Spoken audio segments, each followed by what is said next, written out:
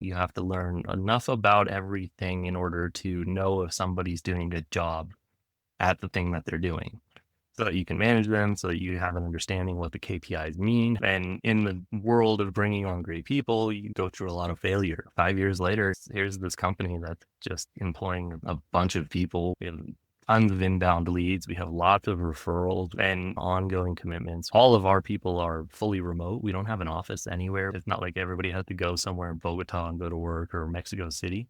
We can hire people from anywhere. This episode is brought to you by our sponsor, Ninja Prospecting, the outreach team that makes cold connections feel warm and real. If you're tired of spammy DMs and the generic LinkedIn messages that go nowhere, Ninja Prospecting flips the script. They help coaches, consultants, and service-based business owners spark real conversations through strategic, human-first outreach. No bots, no fluff, just honest, data-backed messaging that sounds like you and actually gets replies. Talk to my friend Adam Packard and his team. Whether you want to do it yourself, get guidance, or fully hand it off, they've got you covered. Head over to ninjaprospecting.com and schedule a chat with Adam. Be sure to mention you heard about it right here on the Business Superfans Podcast. If you're ready to get started, join their free community at school.com/ninja-prospecting-7704 to maximize your connections and make the right new ones. But I am the world's biggest super fan. You're like a super fan. Welcome to the Business Superfans Podcast. We will discuss how establishing business superfans from customers, employees, and business partners can elevate your success exponentially. Learn why these advocates are a key factor to achieving excellence in the world of commerce. We discuss the invaluable insights of business owners who have successfully implemented the strategies in the book to build their own team of devoted superfans. Gain insightful knowledge from the experts who create applications to help you create passionate superfans. This is the Business Superfans Podcast with your host, Freddy D. Ready!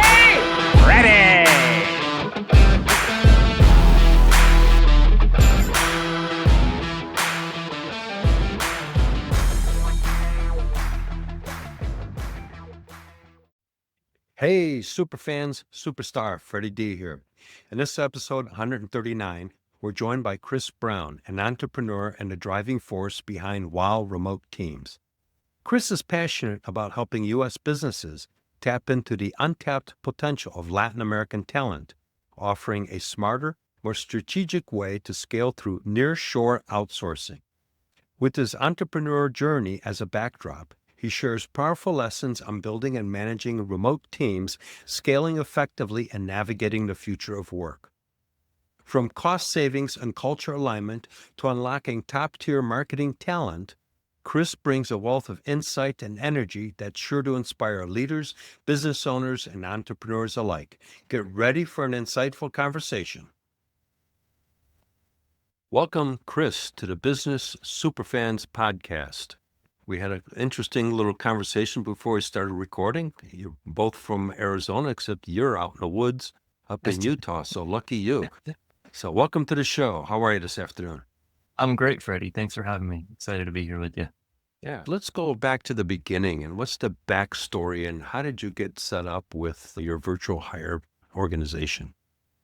Well, my backstory is mostly in software and then entrepreneurship, building software companies. I came out of college as a software engineer, as a developer, writing code, and moved into entrepreneurship just because I've always been in the space of building businesses, and my whole family is kind of in that world. Everybody in my family has businesses that kind of just ingrained in us since we were little. We all kind of spider out and find different things to do. I ended up doing software consulting, building applications, and doing contracting, and the whole world of how software developers figure out how to make money without having a W-2 kind of paycheck. From there, it became building. That turned into e-commerce side of software. How do we do this on the next level? How do we sell something other than just software? How do we sell physical products? How do we sell all the things in the world that you can sell? There's a lot of options there, and software touches all of it. And How do you sell things on the internet? How does software touch that? How does that touch the advertising world and the marketing world? Of course, as an entrepreneur, you just become a jack of all trades, right? You have to learn enough about everything in order to know if somebody's doing a good job at the thing that they're doing. But you can manage them so that you have an understanding what the KPIs mean, having an understanding what the outcomes really mean, having an understanding of, am I doing a good job of investing the capital that inside of this organization? Whether that's my own capital and it's a small business, or it's investor capital, or however, it always comes back to how are we managing this capital, and are we investing it, and are we deploying it in the best way possible? All that rolls together. To deploy capital, you have to understand how to bring on great people. And in the world of bringing on great people, you go through a lot of failure. Of course, we all stumble, we all have problems. You hire people and you'll keep them on too long, or business starts not doing so well and you keep too many people on for too long, because it's hard to let people go, especially when it's a couple of times of doing that. So in all of that, my wife is from Bogota, Colombia, and she started this business of doing software sourcing for another friend of ours who happened to need software consultants. She was able to connect them, and it started this small business where she was connecting software developers from Latin America, primarily Colombia and Mexico, to US companies. And my e-commerce business at the time was doing medical and dental supplies. So we were selling all kinds of surgical equipment and widgets and all kinds of interesting things. And we had an entire CSR team built out of the United States. Everybody primarily out of Louisiana, but just kind of everywhere. The South is where we ended up getting a bunch of people. And yeah, as that team kind of grew and progressed, I was talking to her and saying, hey, how do we find people that are skilled like this, but in Latin America? Because the cost savings was just completely obvious. Just watching her do the savings for software developers for this consulting company was huge. Onboarding a couple people and bringing them in and seeing the results and seeing how that was going and seeing the talent pool that was available. And yeah, it just kind of steamrolled from there, right? I kind of came out of that e-commerce company. And then I was looking for something to do, and she was like, hey, I have all of this work going on over here. There's all this availability, and you already know what this talent pool looks like. Why don't you come talk to some people? Why don't you help me build this thing, grow this thing? And yeah, 5 years later, here's this company that's just employing a bunch of people. We're doing, we have tons of inbound leads. We have lots of referrals. We have lots of ongoing commitments. Yeah, like getting to your point about creating superfans, the most impactful thing we have is our network of contractors and our network of happy clients. Them talking about us and being out there showing what we do to the world, incredibly impactful to our ongoing operation and our ongoing movements. Yeah, no, very, very great backstory. And you're absolutely 100% correct. And the days of technology have significantly changed. As we talked before we started recording, I got in the early days. And, back then you did a software release once a year. Yes. And it was a physically delivered and physically installed. And then guys like me would go out to companies like General Motors and Westinghouse and Caterpillar and blah, blah, blah. And we would teach engineers to go from 3D thinking to remove the 2D drafting, because I was in the CAD space, which is computer-aided design, and in CAM, computer-aided manufacturing, to go from 3D thinking right to 3D thinking on the computer. And then it became 2 releases a year, and then 4 releases a year. And eventually, back in the late 90s, it started to go. Online worlds just began. And it's changed so much from those days. It kind of rode that whole curve to where, like you mentioned, now you can do all the business pretty much online. And if there's a update that needs to be done, you can get it done and push it out tomorrow or in 30 minutes. Yeah, there's the CI/CD pipeline for continuous integration, continuous deployment. It's always happening. Depending on how you work the thing, it's a completely different world. And talking about talent and talking about contracting, the difference in technology now versus even a few years ago is very stark. All of our people are fully remote. We don't have an office anywhere. It's not like everybody has to go somewhere in Bogota and go to work, or Mexico City. We can hire people from anywhere. Part of the initial interview process is an internet test check. Do a speed check, make sure that you have good upload, good download, good ping. Nobody failed that at this point. You can be in little rural towns and you have amazing internet. I was in the Amazon in Colombia and 2 years ago on vacation, and I had amazing internet. I had a cell connection on the river on a boat. You would just pass little towns and grab cell connection. The place I was staying at had a Starlink antenna on the roof, and you were just completely connected. And this is in the middle of nowhere. There's no road to get to these places. It's either a boat or a plane, and they're connected now. It's a good thing and a bad thing because you also get information overload. But anyway, we're digressing. Let's go back to the contractors that you bring on board. That's your front line.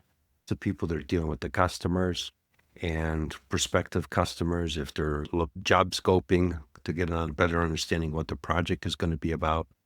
So what is your method of really identifying and keeping those people, one, identifying the right team member? Let's go start with there. And then we'll talk about how do you maintain that engagement if they're still fired up about the company that they're dealing with you. Yeah, step one is having a good recruiting team, having people that really have a good sense of people. Like some people have a really great sense of people when you talk to them, and you can run culture index tests. You can do testing to see are they a right fit.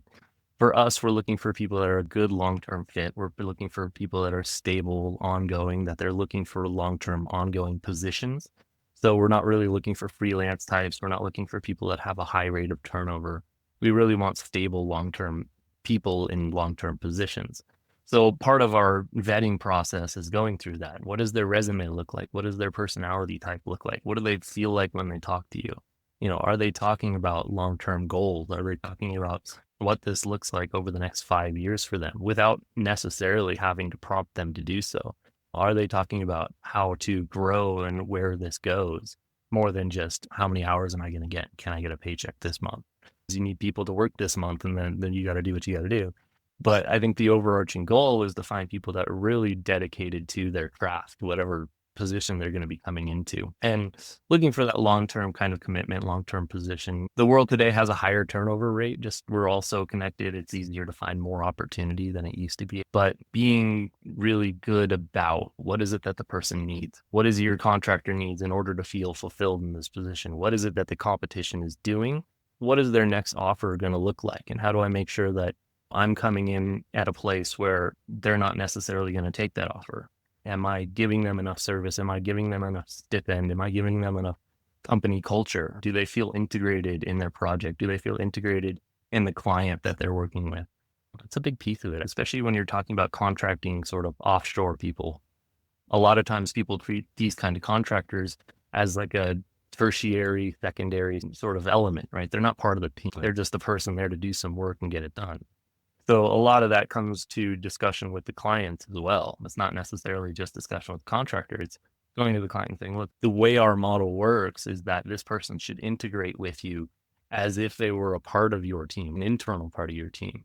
So when you're having a pizza lunch or something with your whole team, they're included, and you call me and tell me I need pizza sent to their house. I don't know how to do that because they live in the middle of Nicaragua somewhere. And then my internal team will take care of that. We'll get their pizza sent to their house. That's what we do. That's an important thing right there that you said. I want to really emphasize that, is the fact that you're even including them in the company that they're working for on your behalf as part of the festivities or whatever that company's doing. That's a major differentiator right there, because you're making that person feel worthy and they're appreciated. And that company, it's because you set up the proper expectation with that organization. So they want that person now to be part of it because it maintains that camaraderie between their team and that individual. And that individual doesn't feel isolated anymore.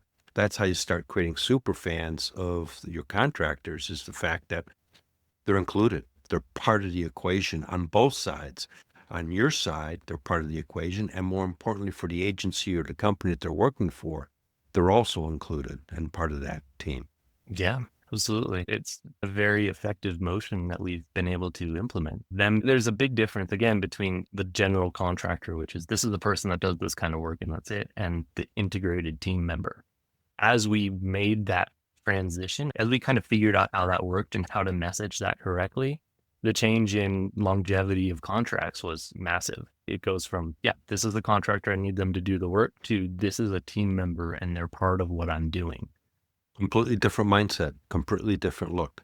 One of my other quotes is the little things are really the big things. Making sure that that person was part of the pizza lunch is a little thing, but that individual, that was a big thing. It's a huge thing for them. And it's also a big thing. It makes the contractor happy. It makes the client happy. Everybody feels integrated, but it also helps with the ongoing relationship with the contractor. Now the client feels connected to the contractor. Now they feel that that's part of the team. So they're more apt to give them bonuses. They're more apt to give them raises. They're more apt to include them in their budget planning. Okay, we have this amount of money coming up. We need to do this for the team. Also, there's the WOW remote teams contractors, and we need to make sure that we do something for them as well. So it becomes just a piece of their ongoing pie. The best way I can think about it on the fly here is you're really an extension of that company. Yeah, I'm trying to be. You Trying to be become their, an extension of that company. trying to be their Latin American contracting arm, essentially. I want to be their point of contact when they need a new role, when a new hire comes up. I want to be in that list of who to contact. I need HR to start posting this job. Oh, I should call Chris and tell him we have this job position and see what kind of candidates we get. But you get a higher percentage because if you got a great relationship with the customer you're dealing with and the contractor feels as part of the team, so his engagement on your behalf is going to be in a positive sense, the odds are much higher that they're going to go, we're going to first go to Chris, see if he can fulfill this need. And then if he can't, we'll give him some time to see if he can find somebody, but otherwise we'll go someplace else. So you get the benefit of the doubt and you get the advantage over everybody else because of the relationships you build. Yeah, absolutely. And not just the relationships, but I think the ease of doing business also helps a lot. We try to be very simple and transparent. We try to make our contracts very simple. We try to be easy to work with, right? The billing structure is transparent. It's clear. There's no headaches. I get a lot of customers who come in and they tell me what a nightmare it was with their previous staffing agency, how they added all these fees, how they had all these problems, how the contractors would come and go, how they would multi-step contractors. You'd get someone really good, and then they'd have that same person interviewing for another client because they're a superstar. So of course they're trying to leverage that talent that they have. And just not doing that has been very effective. Just being clear, being honest, being transparent, letting people know when we've made a mistake, when we've had a problem, when something's going wrong, just being clear and transparent with people. For some reason, an odd thing in this world. I'm not sure. Maybe it's just the people that I end up talking to. No, I agree with you because it's a lot easier when you just say, hey, we mucked up and here's what we're going to do about it. And I found in instances in my career is that, hey, I become transparent, I become honest, and the fact that you do that transparency and you admit that you screwed up, most people will forgive you right off the bat because you actually did admit it. It's the people that deny it that creates that whole problem because now that you've neutralized it, basically you've neutralized it. Hey, I screwed this up. I'm sorry. This is what we're going to do to make it right. It's neutralized. But if you keep denying it and you guys messed this up and a finger pointing game, it's an ongoing conversation that turns out really bad for everybody. Yeah, it's like have you heard of Chris Voss, the FBI negotiator guy, who wrote a whole book of Everything's an Argument. It's this idea of like identifying the problem, identifying the negative emotions and tackling them front on and not being defensive, not coming at it with trying to be honest and real and attack the problem.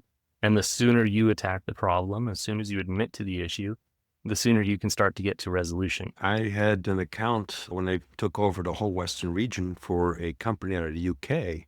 One of my accounts was Hewlett-Packard, HP. They were unhappy with the software because there was some issues and some support things and there was some miscommunications. I was the new guy. I had to come in and they flew with a tech guy from the UK to go in there. We went in and they just beat us up and they were looking to toss back like $500,000 worth of software. Yeah. And so the first day was brutal. We just got pounded. I just kept my mouth shut and was taking notes and everything else. The second day, my tech guy, and we're still friends today, he started talking with the engineers and stuff, and I went and I was observing who's the player's company. And I started talking to them about looking at from a different perspective and changing the dynamics And we ended up not only keeping the technology in place, we started talking about getting more technology, because one of the things I had let them do is just like you just mentioned, they vetted. And once they were done vetting, it's time for me to start talking. And so I started talking and says, okay, this is what we're going to do. We acknowledged, that's another important thing, is you got to acknowledge the fact and say, yep, you're right. And here's what we're going to do. And then we started talking, and all of a sudden everybody's demeanor changed, and we started talking about positive things and moving forward and all that stuff. But they wanted somebody to listen. Yeah, they want someone to listen. They want to know that you understand what their position is, right? And if you can reflect that, it takes away so much of the problem. And the only way to reflect that is to understand what the problem is and admit that there's a mistake or admit that there's a problem. If you fight a problem, you're not going to get anywhere. It's not different in business than in the rest of the relationships in life. Same. So let's go into a little bit, Chris, of how do you guys work with the agencies? How do you identify what team member of yours you align for that company, and how does that relationship work? And then how does your platform come into play?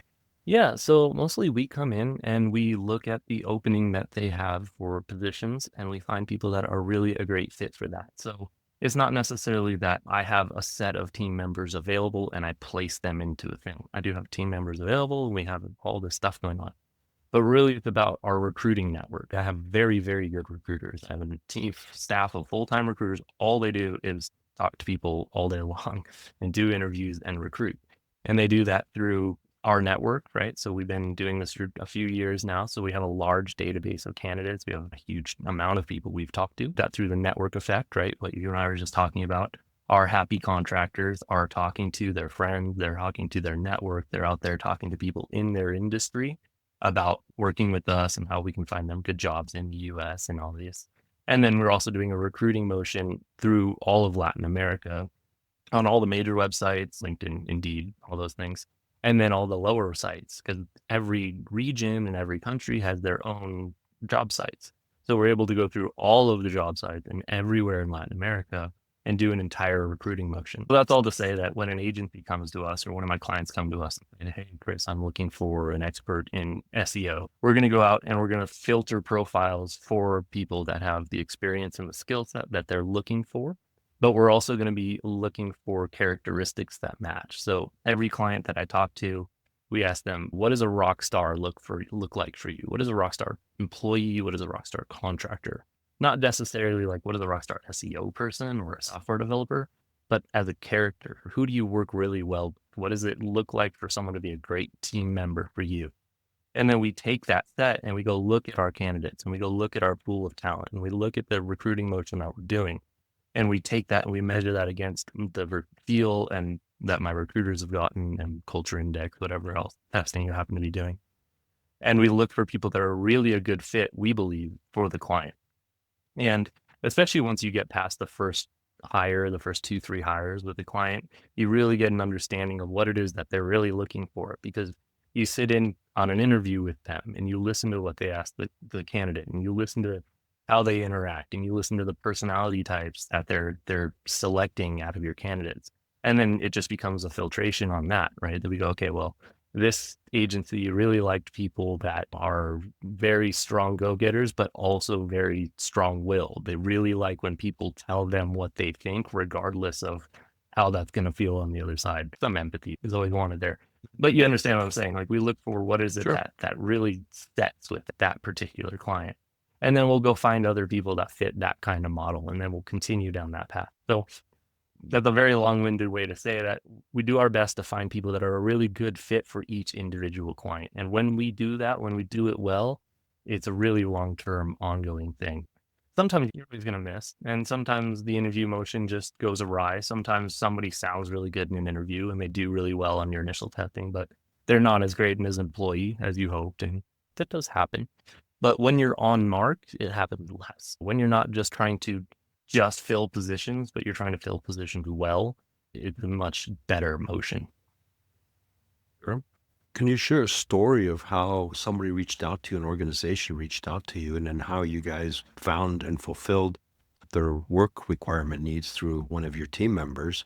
And what was the outcome of that? Yeah. So there's a lot of those. One of my clients came to us and they're looking for a new data entry person, and they just do lots of data entry in their software platform and their Salesforce platform. They came to us saying, we need an additional seat here. So let's find someone else that fits. And we were able to go to the people that currently work with them and say, what's in your network? You know what this job is. Do you know anybody that would work well here? One of the primary people in that position came to us and said, yeah, my friend is coming off another job. She's looking for something. I think she would be a really good fit.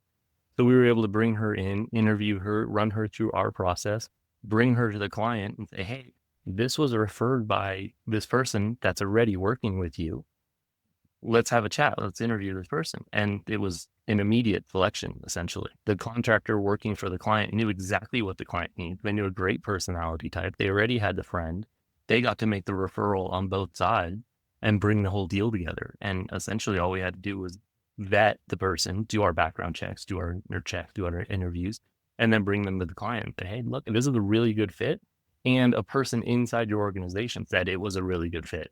So let's have that interview. And it was one of the shortest interviews we've had to do because everything was just waterfalled into position. That's going to our point about the network effect and happy people. Well, that's where you had a super fan. That's where that individual that was working for that company was a super fan of the company that they were working at, and they were a super fan of your organization. Otherwise, they wouldn't want their friend to get involved in it because then their mindset would have been, this is a job and I'm just collecting a paycheck. Versus, hey, this is a great opportunity and we'd have fun and working together on this particular project. So it was more than a trifecta, a 4-part winner where the contractor won because they looked like a rock star to the company, that they found somebody to work for them. Their friend felt really excited and happy about their friend that recommended them. You're super happy about the fact that you got somebody on your team to find somebody that was really good and work well. The organization is happy because they've got something that's keeping the momentum going. So that's a 4-way win for everybody. Yeah, absolutely. And going back to your super fan point, the client is a really good client, not just in the sense of they're a good client, but they treat their people very well. Everybody that works for them is very happy, very long-term. They're not going anywhere. They're not looking for other positions. They're not calling us. And they probably refer your agency to other people that they know. So they're a super fan of you. Yeah. Because if you're getting referrals from them, only super fans do that. Yeah. And we're the one they call when they need a new position filled. As long as that position's not physical in the US, they're generally calling us first. Yeah. So go back to the other one. You said it's a difficult one. Let's explore that story. So a difficult one is more about difficulty to place, right? So we had a company call us and they were looking for Scala developers, which is a specific type of software. Very hard to find. The part of the reason they were calling us is because they're calling everybody saying, if you can find this, we'll contract through you. Just please help us find this. And that's just where network effect comes in. You're talking to everybody you know that does software and saying, hey, do you know anybody that does this kind of thing? Do you know anybody that's a Scala developer? Do you know anybody that's touched this? And you get all these responses back of, well, I have a friend or I have a cousin, or by the way, there's this group that you could talk to. There's a Facebook group of them down here in Colombia or Argentina where you may be able to go post there and find them. Similar thing after a couple weeks of trying, and this is a long project because there's not a lot of them and they're hard to find and they're mostly already gobbled up, but you go out there and you run the motion and you talk to your entire network, and then you get to come back with 2 or 3 candidates and say, hey, look, this is what I found. Here's the price point. Here's what this looks like. And the clients go, wow, that's fantastic. I haven't seen Scala developers for that price point, but primarily because they've been looking in US and Europe because that was their primary base. So bringing Latin American talent was able to save them a lot of money. But the network effect is just huge. You can find something that's basically impossible to find otherwise because these people are not looking for jobs. They have jobs and they know they have jobs. They're not worried about having a job. So having them referred by someone in your company, having some point of contact where you can say, hey, let them know that we're looking, and then they get to come to you as a secondary to somebody who's telling them that we're good to work with, is the differentiating factor in how you're able to get a position like that filled. Oh, yeah. I can completely relate because when I was in the interpreting and translation business, somebody would ask for indigenous language out of South America, we would have to basically search for somebody, and we would go through our network of interpreters to find that particular person to help us secure an interpreter for a very difficult language to fulfill, because there's not many people that can speak it, just like your software aspect. There's not many people that can actually speak the language. Yeah, and there's a lot of that out there. It's very small languages all throughout South America that would be incredibly hard to find interpreters for. The same thing with the being in the software business for as long as I was. There's times where you're looking for a special coder can be very challenging because they're in high demand, and they're, like you just mentioned, they're got jobs. They don't need another job. Yeah, they don't need them. They're generally happy where they are because they're a very small pool of talent.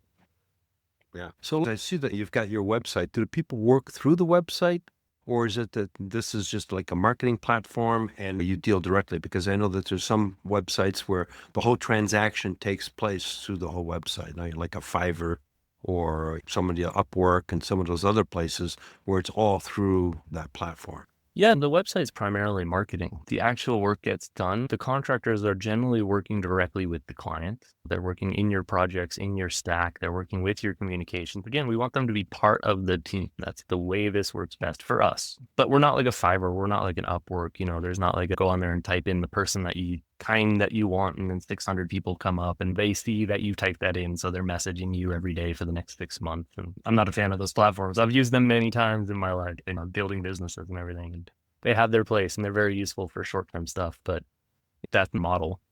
So it's more, that's the marketing piece. Everything that really happens is happening in your back end. And there's a huge tech stack, of course. It's modern business. It's 2025. Everybody's running a huge tech stack. And there's a bunch of custom built stuff. And there's a bunch of AI being built in the background. And there's all kinds of random things happening. The real important piece is the client contact, the interpersonal contact, which means that contact with potentially me or one of our salespeople, or really the contact with the talent team, which is the recruiting lead, the recruiters themselves, the account managers. Who are you talking to today, and how is that person in relation to you? So it's much less, I feel like the Fiverr kind of model, that Upwork kind of model, is very impersonal in the intermediary. You're going to pay Upwork 10 or 15% or whatever it is, but you can't contact anybody from Upwork. It's like trying to contact somebody at Google. But when you call me, when you call my company, you're going to get a real person on the phone, and that person's going to know your account, and that person's going to be able to tell you what's going on with everybody on your account. And, if there's an issue, we're going to be calling you and saying, hey, here's what happened. Here's what's going on. Here's what we need, or emailing you, or texting you, whatever your preference is. It really depends on the client. Most people like emails. They don't want to be called so much anymore.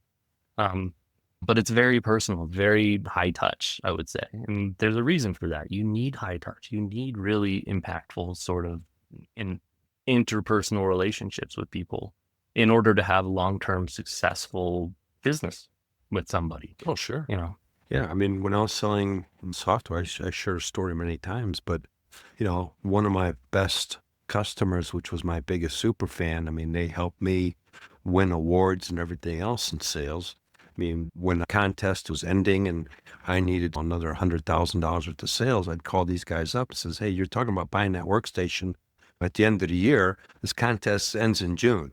And I'd like to win it because I don't like second place. It's first loser. And so I'd reach out. What can we work out? Bob was his name. And so he would say, well, I'm willing to help out. Can you delay payments and all that stuff? And since, you're top sales guy, you have favors that you can pull off at the company. And so we did. They agreed to the terms. And so I got the order. Okay, counted. I got the prize. And we delayed billing to the end of the year because that's where he wanted it for budget purposes. So flexibility, everybody won. But where I'm going with this is that when Bob was going through a divorce, who was sitting at the bar with him at lunchtime having a beer and listening to everything he was? This guy. Because I would go in there for a meeting, and then all of a sudden I realized that he's not in a good place. Okay, we're going to go to lunch. Let's go have a couple beers. What's going on? And he'd share with me. And when you build that kind of relationship, I'm still friends with the guy today. We're talking 30 plus years ago. And the bottom line is, I'm just edifying what you're saying is when you build those strong relationships, they're solid. And those are super fans. And like the Chicago Cubs is a funny example. They were super fans for 100 years before they finally won a World Series. And so super fans will stick with you through thick and thin. Yeah, they'll be there. They'll be there the whole time, and especially if you're doing a good job at what you do. Right. The relationship is very important, but actually fulfilling the demand, actually fulfilling the need and doing what you say you're going to do. I don't know why there's something about this industry that feels like a differentiator. Maybe it's just biased, right? Maybe I talk to a lot of people where they've coming off a bad interaction with a previous kind of agency or a previous contractor, but fulfilling your end of the bargain, it's important in everything in life, I think. Sure. Not sure where the downfall is for other people and being able to do Well, that. it's one of the things that I talk a lot about is, and that was what propelled my success, is getting the deal is the transaction part of the thing as far as I look at it. The sale is everything after the paperwork is signed. That's the sale. Because the deal, yeah, you got to have some sales skills and all that stuff to get the deal done, but that's the paperwork. Everything else after that is the whole impression of the whole aspect of it. And that's where you start transforming people. You start setting expectations and everything else, the whole onboarding, the whole customer journey. That's the sale. Yeah, I saw you talking about that on another podcast, and you were talking about writing personal notes to everybody that you had met in a sales process, and that being part of the ongoing piece of like they were going to select you or they selected you because they knew that there was going to be that level of interaction and they could see that was going to continue into the future. Yeah. It's building, people buy from people that they like and trust. And so you need to build that relationship. And I always talk about not focusing on the moment, focusing on the bigger picture and how you can help your customer achieve their business objectives. And your job is to help them get there. And that's it. Yeah, absolutely. If they grow, I grow, right? If they're growing, they're going to need more of my service. So it's the same thing with like nickel and diming people and this thing about lots of fees, which I've always hated when I was contracting. Why are you tacking on so many fees? Why are you worried about 2 hours that I disagree with? Why are you fighting about this? Like, there's no need for that. If there's a problem, solve the problem and look towards a long-term future, look towards a good working relationship and look towards this being something that this client is going to trust you to take care of when an issue arises. If you're over here, well, they worked for you for 2 weeks, it didn't work out, that's your problem, here's the entire bill. That person's not hiring from you again. Why would they? They're taking all of the risk. Part of this model is that I have to eat some risk because it's my recruiting team doing the recruiting. It's my messaging saying that we're going to find the right person. I'm going to find great fits for you. If I don't find a great fit, that's on me. Not on, I mean, it's partly on you. Of course, you hired the person, but if they didn't work out in the first 2 weeks, how is that the client problem? Why should it be? And the only reason it should be is that you're so stuck on this, like, I need more revenue. Every dollar matters. No, the relationship matters. The client matters. Growing together matters. 10 years from now, if they're still your client, that $1,500 bill or whatever it was, didn't matter that day. It doesn't matter now. Yeah. I had a digital marketing company for a little while. And I had my customers that I kept were 10 years, 15 years. I mean, one of my last customers that semi-retired a couple months ago, he gave me a review on LinkedIn. He put 20 years, but really it was 15 years. We worked together for 15 years. Most of my people that I dealt with when I was in that space was averages about 10 years. Yeah. And that client value is just huge. Like, you're not even calculating it at that point. No, there's so many times I did free stuff for him because it took me 15 minutes. I was like, I'm not going to bill him for 15 minutes. That makes no sense. It's more work to invoice it than it was just to do it and be done with it. It goes back to the little things are really the big things. And that was a little thing, but that big thing is those people stayed with me for years and years and years, just like you've got customers staying with you for years and years and years. Yeah. The first customer of this company is still our customer. That says everything. Yeah. We have tons of them like that. It's that little things are very big things, like you keep saying. It's just, if you fix the problem without them having to ask for the problem to be fixed, it's the same for every relationship. If you do that with your wife, it's going to make such a difference in your life. You know, You do that with your clients, it makes a huge difference. When there's a problem and they have to let somebody go and something happened, you go, oh, by the way, I'm not billing you for this last cycle because this didn't work out. Like, that's not the contractual model. It's not like, hey, by the way, if it doesn't work out, I'm not going to bill you. No, that's not how contracting works. But if you come, okay, well, this didn't work out and this problem happened, we're going to give you this or that, or here's what happened and here's how we're going to resolve it. And they just email back and go, wow, thank you. Anyways, what about the next candidate? Yeah, absolutely. What about the next candidate? Right. You basically, because again, you let it neutralize. Yeah. And if they need to blow off steam, if they need to call you and be mad about the situation, and let it happen, especially because it's very rare that they're mad at me. I mean, sometimes we make mistakes. People are going to be mad at you. That's part of life. But when you're contracting, a lot of times they're mad at the contractor. They're mad at something that happened in the situation. So you have to be there to be empathetic with the situation. I mean, I'm the person doing the contracting. I'm the intermediary. I'm the third party. I am at fault for whatever happened. I have to take that fault, take that problem.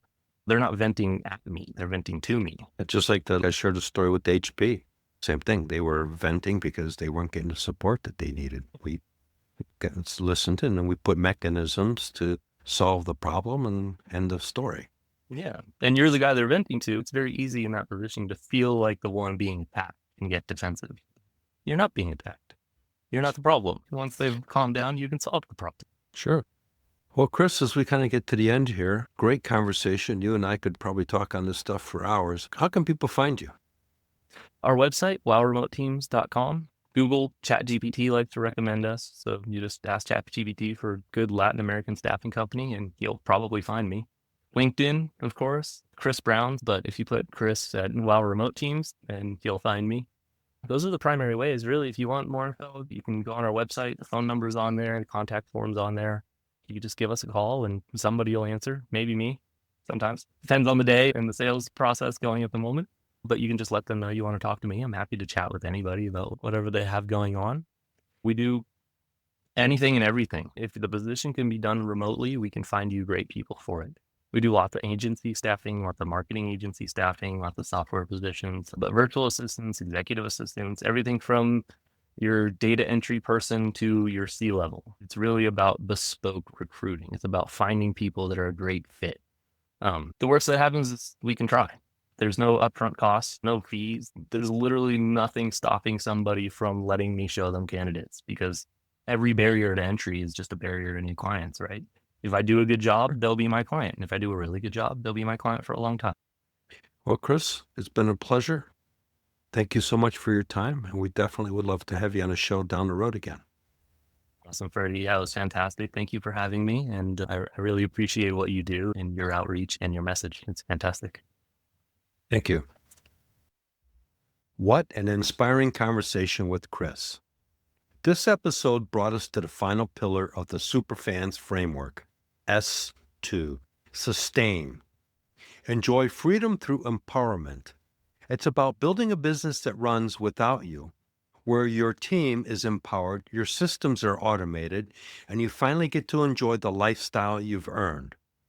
Chris showed us that when you trust your team and put the right structures in place, you don't just grow a business, you also gain the freedom to live life on your terms. Here's my challenge to you. This week, hand off one responsibility you've been holding on to. Let your team rise and watch what happens. The result? More freedom, more focus, and a business that thrives whether you're in the room or not. And remember, one action, one stakeholder, one superfan closer. Until next time, keep building your business superfans. Thank you for listening, and know this, when you do, freedom follows.